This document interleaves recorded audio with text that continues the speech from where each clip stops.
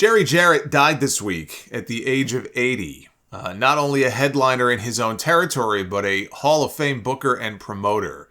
I would say second only to Vince McMahon as the most successful living promoter in the history of the wrestling business in this country. He had only recently been diagnosed with cancer of the esophagus, and he died while undergoing treatment. Apparently, it was just too rough on his heart. It wasn't the cancer that got him, it was the treatment for the cancer. It was too much for his heart to bear. Jeff Jarrett, who was scheduled for an 8-man tag team match on Dynamite on Wednesday, which was the day after his father passed away, told Tony Khan he wanted to work the shot. And he was there on Wednesday night.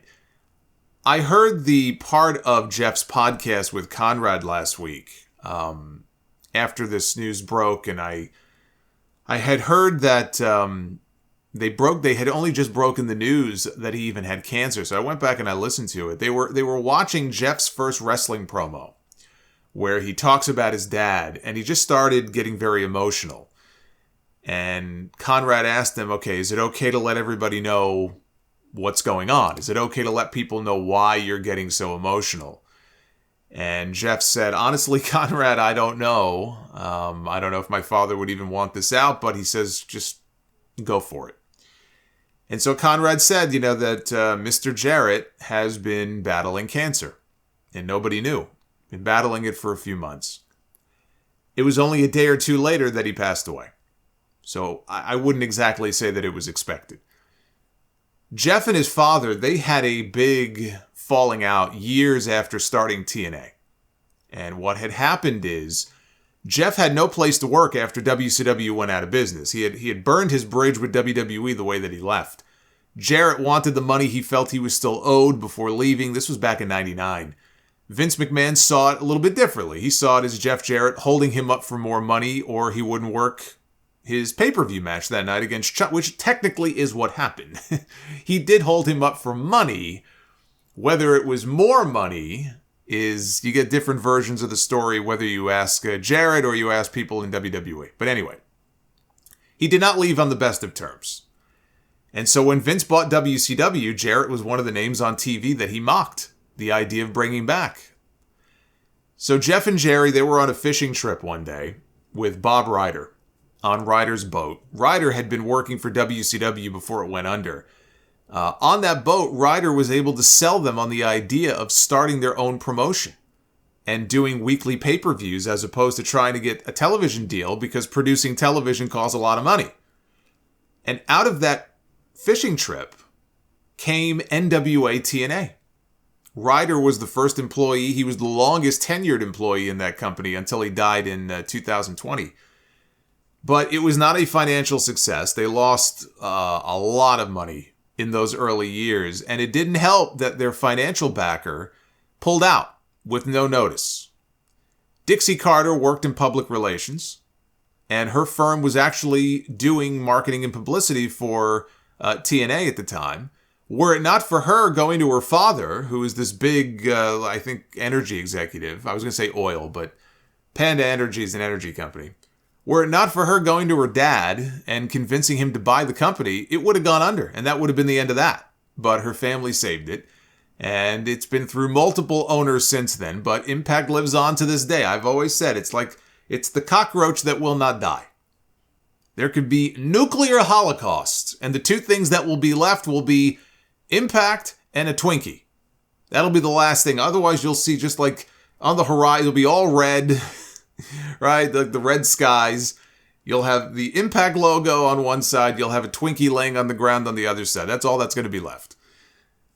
The issue with Jerry and his son came out of Jeff choosing Vince Russo over him to book the shows. And Jerry left not long after that. That caused a real fracture in their relationship, and they reconciled many years later. But imagine letting Vince Russo come between you and your father. There was a reason that they lied to everybody initially when they first brought Russo into the company. Even Mike Tenay didn't want to have anything to do with a wrestling product that was run in some way by Vince Russo. If he was involved in any way, he didn't want to have anything to do with it. And he knew almost instantly, without anybody even telling him. He just looked at what they were doing, and he knew Russo was involved. Just looking at the content they were producing, he knew right away Russo's involved in this. And it was actually Jerry Jarrett who went to Mike Tenay out of respect and said, yes, Russo is involved. I will not hold it against you if you want to quit. But Tenay stayed. And Mike Tenay ended up being the voice, he and Don West both, the voice of TNA for many years. But what does it say about Vince Russo that they felt they had to lie about his involvement so that people wouldn't rebel and leave the company? There's a similar deal many years later, where Dixie lied to the network that Russo was still involved in some way. He was consulting or whatever it was that he was doing. He's such a misunderstood man, I guess. Yet there are multiple examples of promoters having to lie about the fact that this man was working for their company. But anyway, I digress. TNA may not have been a financial success right out of the gate, but it did lead to people like AJ Styles and Samoa Joe and others getting a national platform to become big names. And it gave a lot of guys and girls a place other than WWE to ply their craft, a place with national television to work, because there was no longer a WCW. Ring of Honor never had the television that Impact had when they were on Spike. At their peak, they did 2.2 million viewers. I think one of the quarter hours even spiked, no pun intended, I think it even spiked to almost 3 million viewers. There was an episode of Impact where there was a segment that did nearly 3 million viewers. Not even AEW has seen those types of numbers, and they have television on TNT and TBS. So that is part of Jerry Jarrett's legacy. Jarrett was more than just a success in Tennessee. He booked for Georgia Championship Wrestling. He booked for World Class in Dallas. Took it from losing money to being profitable. And when Vince McMahon thought that he might get sent up the river, he might be going to prison, off all the steroid allegations, when the government was coming after him, he actually moved Jerry Jarrett in with him for a time, in his home, in Connecticut, to groom him to take over WWE in his absence and run the company for him. It speaks volumes about Jarrett that Vince would pick him to replace him if he was found guilty. The two of them used to have weekly phone conversations for many, many years. It goes back even to Vince's father. When he was sick and dying from cancer, he asked Jerry Jarrett to keep an eye out for his son. But ultimately, Vince was acquitted of the charges against him, and Jerry was more than happy to leave Connecticut and go back home to Tennessee. But it was in Tennessee that he had his greatest success. He was born into the wrestling business. His parents divorced when he was 3 years old. His mother was working a job already, and after the divorce, his father never sent a penny back home. He was in the Army. He had been sending money. When the divorce happened, he wasn't sending anything back home. So his mother had to find another job, which is how she ended up selling tickets to the wrestling matches in Nashville. And eventually she became one of the first female promoters in the country. They started letting her run some spot shows in certain cities like Kentucky and Indiana. He was selling event programs when he was only 7 years old. And then he started promoting spot shows of his own as a teenager. He became one of the youngest bookers in the country. So he got his experience in the business from a very young age, until he started his own promotion in the late 70s with Jerry the King Lawler as his top star. And that live Saturday morning Memphis Wrestling show, it was an institution for many, many years. At its peak, more than 70% of the television sets that were on at the time were tuned into Memphis Wrestling. It was the highest rated wrestling show in the entire country. And they would promote their big shows every Monday night at the Mid-South Coliseum. That's how they sold tickets. And I talked a lot about this when I reviewed all the episodes from Tales from the Territories this past season, the first season of the show. That's how you made your money back then. That's how you sold tickets. The television was a means to sell tickets. I mean, it was like having a 90-minute infomercial for those Mid-South Coliseum shows. Every major name came through Memphis at one time or another. Lawler's had matches with all the big names. Hulk Hogan, Ric Flair. You name them, he worked with them in Memphis. And probably beat them too. The Midnight Express, the Rock and Roll Express, that's where Ricky and Robert first came together, was in Memphis. When the Fabulous Ones weren't available in certain towns, they wanted a similar team, like a carbon copy that they could plug in there. That's how the Rock and Roll Express came together, and they became an even bigger team.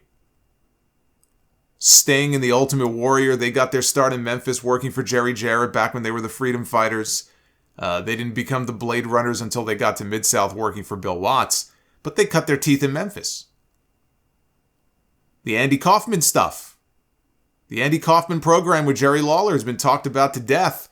I talked about it, again, Tales from the Territories. They did an entire episode about it. They did 2 episodes on Memphis Wrestling, one of which was devoted entirely to the Andy Kaufman stuff. But they had Jerry Jarrett and Jerry Lawler. They were both part of the roundtables for those shows. After Vince McMahon Sr. rejected rejected Andy's pitch to do something in the WWF. Andy Kaufman wanted to do something in the WWF in New York. Right? They interviewed him on one of the shows. Vince Jr. interviewed Andy Kaufman once. There's footage of the interview. He's standing at ringside. We've got comedian Andy Kaufman from Taxi with us. And he interviewed him on one of the shows, but Vince Sr. didn't want to have anything to do with that Hollywood-type bullshit. And Bill Apter is the one who told Andy to go talk to the 2 Jerrys. Go talk to Lawler and Jarrett about coming to Memphis. Andy spoke to Jarrett. Jarrett passed him over to Lawler, and the rest is history. And in the episode, Jerry Jarrett claimed that they found out later on that Andy Kaufman never cashed a single one of those Memphis checks for any of the work that he did there. Jarrett said they had to change banks at one point. That's how they found out the checks were never cashed. Andy didn't do it for the money. He did it because he loved doing it. But there have also been a lot of stories over the years about guys starving, working in Memphis. Steve Austin is the famous one, holding the check in his hand one day in the back and staring at how low it was. And Jeff Jarrett walks over, smacks him on the shoulder and joked. He goes, it's not going to get any bigger staring at it. Guys would have to find ways to save money if they wanted to survive. You could drive 300 or 400 miles to the next town for a $25 payoff. If you were just starting out, obviously the big names did a lot better than that. It was a trade-off, though. You would work Memphis for the experience and the exposure on TV with the hope that you can move on to the next territory as a bigger name and make more money. But in the meantime, unless you were a star, you were going to fucking starve. So there's also a lot of stories about that as well. Jerry Jarrett, very interesting, actually tried to buy WCW when it was very clear that they were looking to sell. He got together with his financial partner to try to secure funding or his own financing. This is all laid out in Guy Evans' great Nitro book. Jarrett said that his bid for WCW would have been a selected asset purchase. So he would not have bought any of the talent contracts. Instead, his plan was to meet each talent one by one. He would meet with them individually. And he would tell them that what we're trying to do here is replicate the system that WWE has, which was paying based on results. And he would have gone in there and slashed costs. He thought he could turn the company around in 1 week. 1 week. He could turn the company around just by cutting payroll and getting rid of all the unnecessary expenses. So they made an offer. And the offer was never even considered. He never heard back.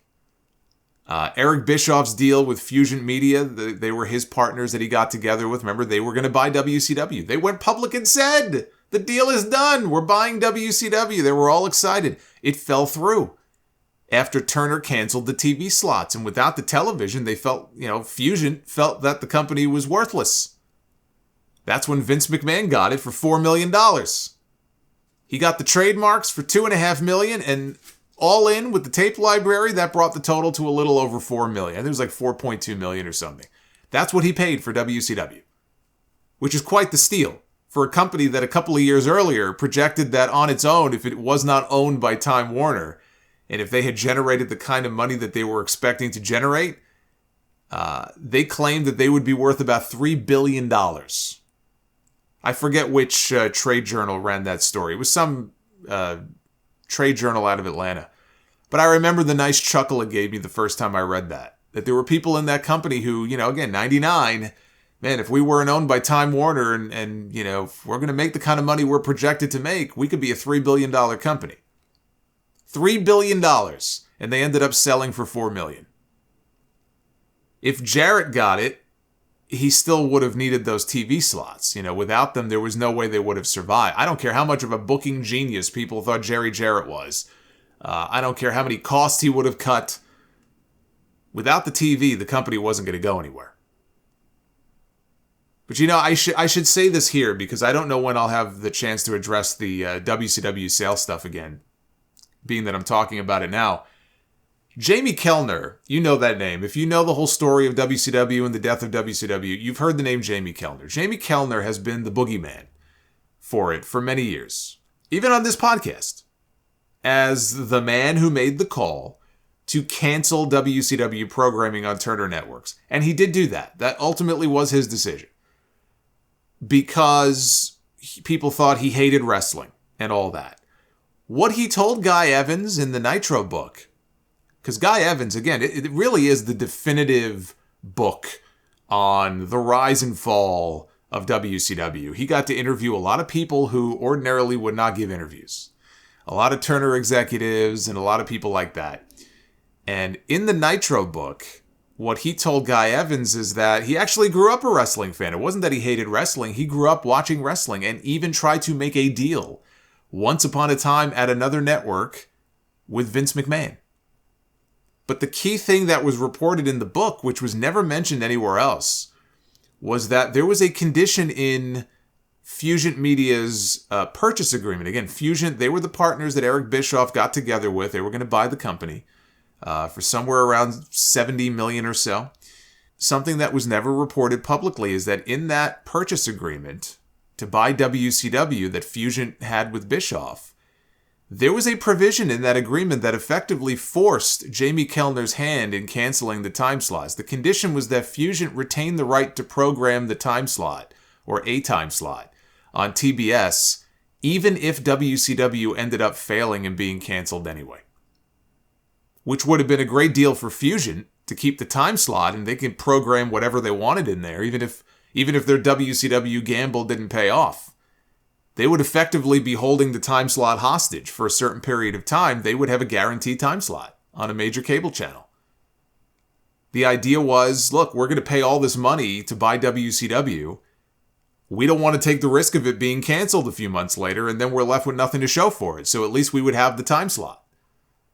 So the belief on the Fusion end is that when Jamie Kellner came in, and he saw that because Kellner was brand new at the time, he had just been installed, I think, as the head of TBS.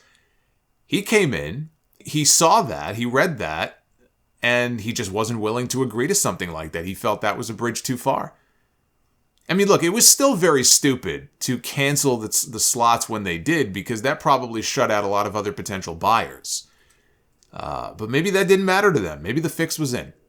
Maybe the fix was in and Vince was going to get it regardless. Who knows? There's a lot of conspiracy theories about that as well. Because I think the president of the WWF at the time was college frat brothers with the head of WCW. There's a lot of conspiracy theories when it comes to how that whole sale went down. But anyway, up until recently, I had not heard about the condition to the Fusion purchase agreement. It sounds like they got a little too greedy and it bit them on the ass.